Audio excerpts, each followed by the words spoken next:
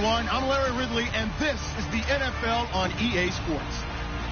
The time for talk is over as we are just mere moments away from the Super Bowl. Two teams now have a chance to prove they are the best. It's the Jaguars going up against the Patriots. So the time has come. Let's send you out to the stadium and join the two men that will have the Super Bowl call.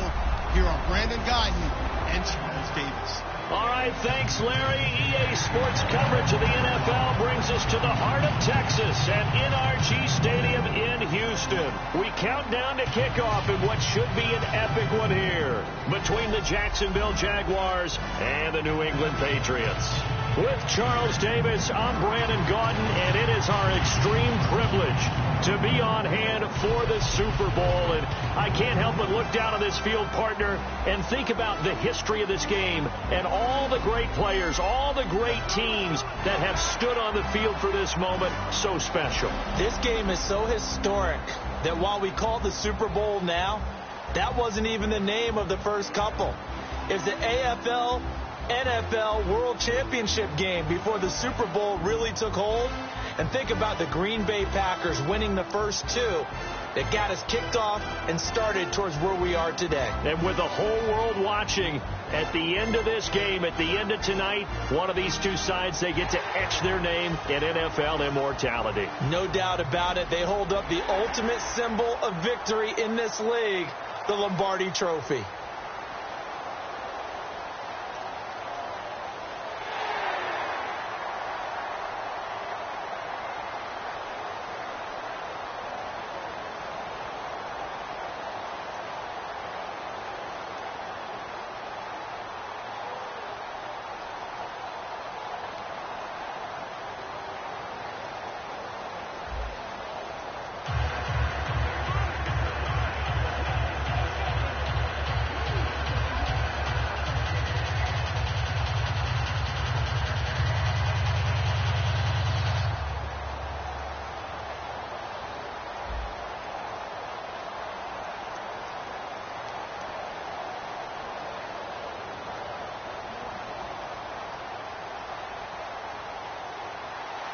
We begin the next half-century of Super Bowls to a strobe of flashes. Super Bowl 51 from Houston is underway. This fielded a few yards into the end zone. Oh, he shifts past him.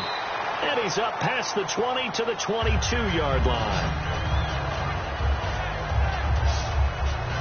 And bringing the Patriots out, Tom Brady. And Tom, now the second youngest and second oldest quarterback to win a Super Bowl after winning it this past season. Going to turn 40 on August 3rd. How much does he have left in the tank? I would say that the tank seems like it's darn near full. And I can't believe I'm actually saying that, because no one is supposed to be playing at that type of a level at that age in the NFL. Yet Tom Brady's doing it. And it's absolutely phenomenal to watch. We know it's going to come to an end one day, but I'm projecting it out farther than I ever would have thought because of the way he played this past season. Now a first carry for LeGarrette Blount. And he's going to be stopped here on this first play as he gets it to the line of scrimmage and no more. And on this offense, a guy that kind of came in under the radar, Lewis. Hard to believe that Dion Lewis was that far under the radar. There is something to precedent from schools. Played at Pitt, and they do know how to churn out running backs. See if they stay on the ground for second down.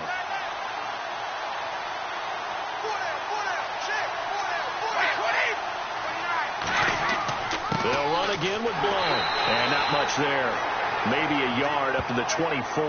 Malik Jackson there to make the stop. And LeGarrette Blount just does not go down easy. You know, from my experience as a defensive back, this was a difficult guy to try and tackle because of the force that he runs with, and he's not going to be daunted no matter it's the first quarter or the fourth quarter, Brandon. Well, what shocks me about last year, 18 touchdowns. I mean, the yards were pretty good, 1161. But when I think of New England, I don't think of a running back getting 18 touchdowns. You know, that to me, it was the combo that made the 2016 season for him.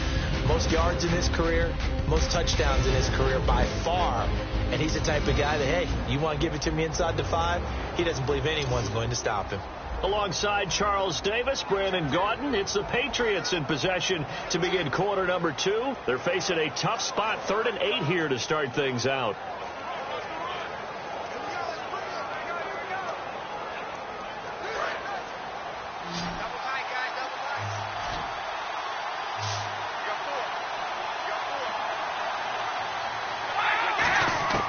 Throwing is Brady on 3rd down. And he'll just toss it away. So he throws it away, and that brings up 4th down. Partner, how many times have you heard it? Pressure creates diamonds, right? But it also bursts pipes. And on that one, that's what they got. They got after him, and he was fortunate just to get rid of it. Yeah, he just had to chuck it away. So on 4th down, the left-footed Ryan Allen to kick it away for the Pats. Back deep, Rashad Green.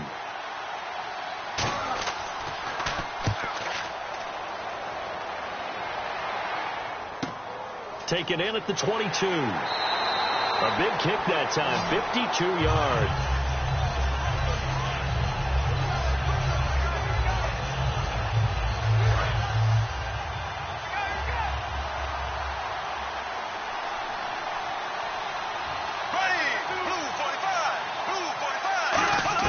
Throwing on 1st down is Bortles. And his first pass here is going to fall incomplete. Marquise Lee, the intended target. CD, wanted to get your thoughts just on the landscape of the offseason for each of these teams. Super Bowl in the rearview mirror, but so much going on. People look at the draft a lot, but there's a lot more that goes into the offseason for these front offices, is there not? It certainly is, and then even before we get to the draft, you start with the combine, that's held in Indianapolis every year, and you have about 350 of the top prospects coming together to get their physicals and interviews and on-field performance, and all that will get evaluated along with their game tape. And then you got the free agents. All right, that starts, I believe, in early March, where now the free agents can start moving around to different teams. So your team's starting to take a little bit of shape there, free agency, because then the draft's coming up. You're trying to put your team together with new draft picks, have everyone start to move in one direction. And then you have the OTAs and minicamps. We get to see them on the field for the first time. And we start to get a better idea of how these teams are going to look when the fall begins.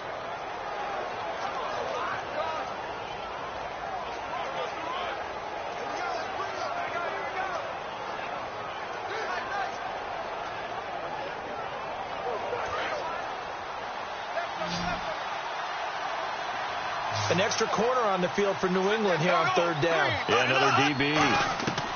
Bortles to throw on 3rd and 1.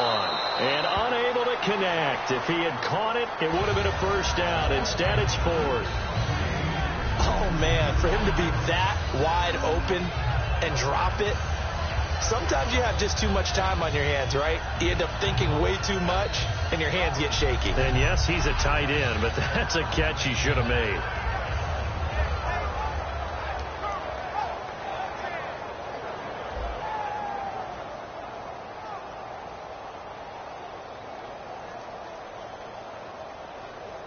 So on 4th down, the Jags send out Brad Nortman to punt. Back deep, Danny Amendola for New England.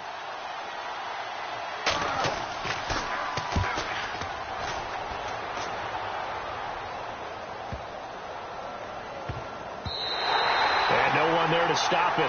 Hits at the 8, but it carries all the way into the end zone for a touchback. Here come the Patriots again on offense, the Super Bowl champions, and boy, they have been able to do it a lot of times, Charles, with unsung heroes, haven't they? Look at the names that led them through the playoffs.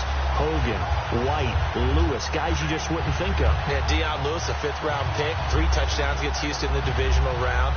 Chris Hogan, undrafted. He ends up having 180 yards in receptions, including 5 plays of 20 yards or more against the Pittsburgh Steelers. And how about James White, a 4th-round pick out of Wisconsin? Think about who he played behind while he was at Wisconsin, and he turns out to be the unsung hero of the Super Bowl. Would have been the MVP if it wasn't for Tom Brady. And you mentioned James White at Wisconsin. He was behind who? Melvin Gordon and Monte Ball, right? That's correct.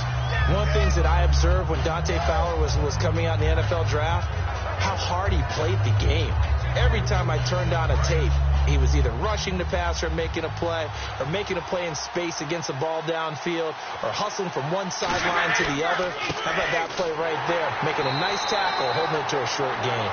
So as the set designers rush out here to get us ready for the spectacle to come at intermission, these two teams will head to the locker room in Super Bowl 51 from Houston. As we send you on over to Orlando, where we'll check in with Larry Ridley. He's got our EA Sports halftime report. Larry?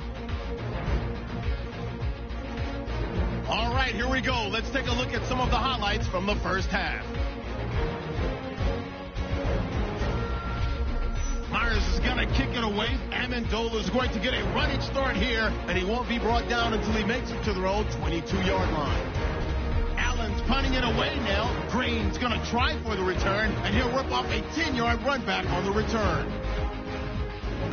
Now early in the second, Lee's got nobody around him on the catch, and he ends up at their own 41-yard line before he stopped on the play.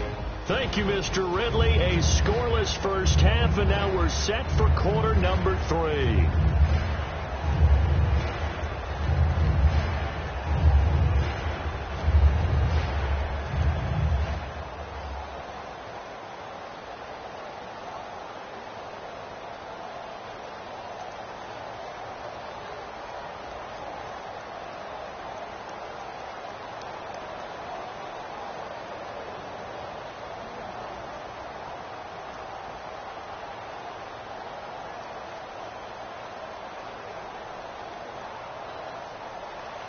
So both teams have their marching orders, and we'll get going again here in quarter number 3.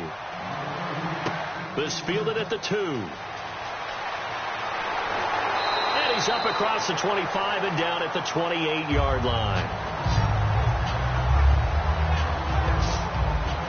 And out now comes Jacksonville as they get ready to go. There are 0 points on the scoreboard for either side. It'll be interesting to see what adjustments were made. The defenses have obviously been great.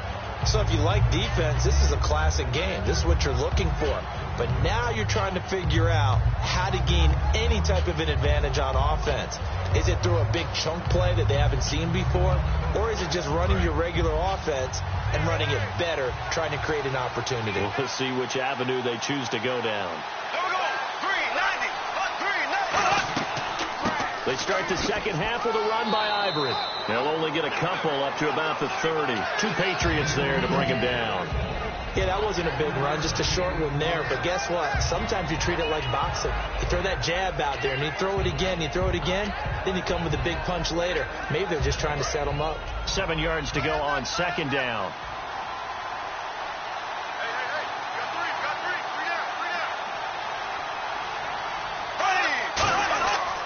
Again, they run. Again, it's Ivory. And he went nowhere. He'll lose yardage back to the 29. It'll be a loss of a yard, and they're going to have a third down. Brandon, that play typifies what we've seen from the offense all day long. They've had no success getting things going. I think for the offensive coordinator, he's got to go to that side of the play sheet that says, try something different. Try some specials, something they haven't seen all day to try and get this offense kick-started. 1 quarter remains here in the Super Bowl. We'll return with more after this. You're watching the NFL on EA Sports.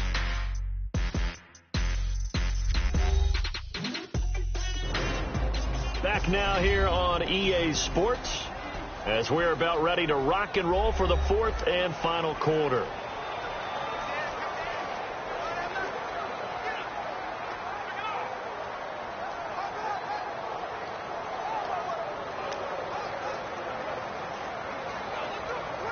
So just about a minute to go here, tie ball game. As fans, we love free football, but the guys on the field don't. They're going to attack and go for the win right now. Now Bortles, and this is going to be incomplete.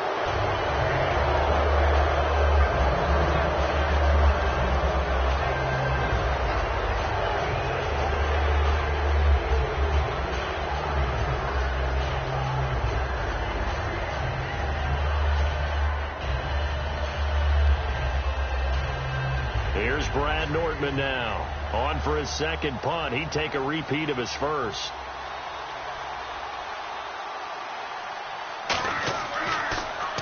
He gets this one away, and boy, it's another boomer. Fielded just inside the 20. 12 yards on the return that time, and the Patriots take over. Now the Patriot offense set to take over again. They need to get this around the 40 to have a chance to win it in regulation. From the 40, it's a 57-yard field goal, so that gives you a gauge. And all they're trying to do now is pick up yardage in good chunks and get out of bounds to stop the clock. If they end up running a play and get tackled in bounds, they're worried the clock may run out on them and finish the game. And they'll have to be careful how they handle this.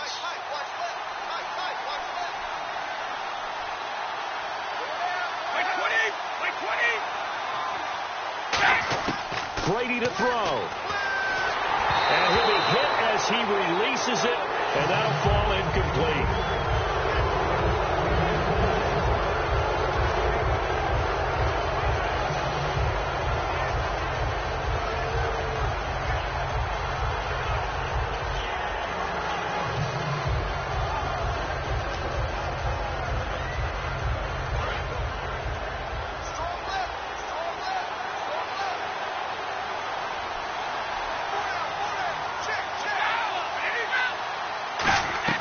To throw is Brady.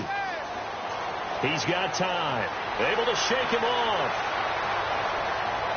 And they can't get the long connection as it falls incomplete. Pretty good coverage there, and both of these defenses, they've had good coverage throughout this one. No doubt about it. And in today's NFL, where we're used to a bit more scoring, this feels almost like a well-pitched game in baseball on both sides, where the tension continues to build. Who's going to make the big play?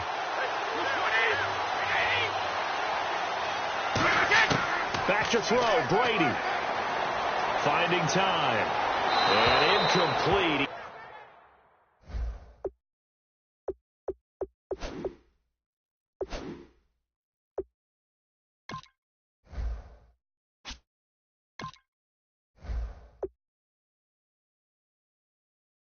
He had nowhere to throw, so he just tossed it away.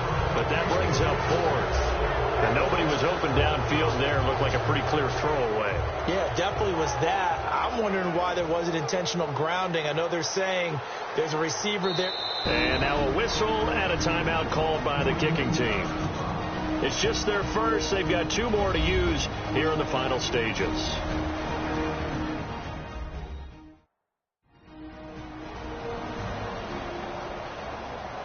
So the offense took the timeout. Looks like they're ready to go as we get set to resume the action. The offense staying out there. They look prepared to go here on 4th and 10. The Pats do snap it. It's Brady. And that is incomplete. The Patriots come up empty on 4th down. And the Jags take over in terrific field position. Boy, an incredibly aggressive move to go for it there. Game tied 4th quarter. You got to be surprised. I am, and I know that we're in a new era of football where we look at the analytics sometimes, and a lot of time the analytics tell you to go for it, right? But do the analytics take into account game situation, where we are, all those things? In this situation, I thought it was an incredibly aggressive play. It didn't work out, and again, tie game 4th quarter makes this thing a little bit more interesting. And they'll start this drive with very good field position. They'll come out in the pistol. Green, 90. On 1st down, this is Ivory. And he is going to lose yardage here. Now hold everything here. We're going to get a timeout by the offense. It's just their first. They've got two more to use here in the final stages.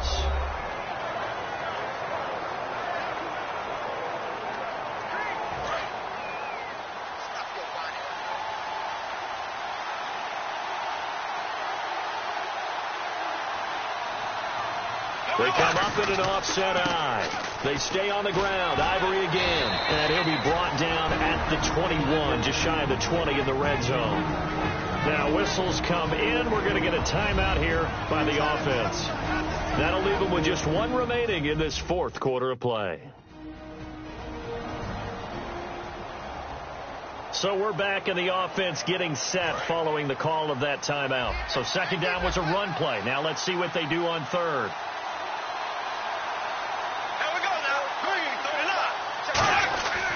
They run with their short yardage man, Ivory. And he will have the first before he's brought down right on the chalk of the 20.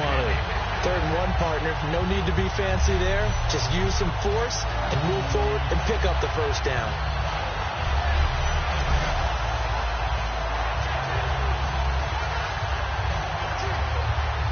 So the field goal unit is on the field as this is a big spot right here.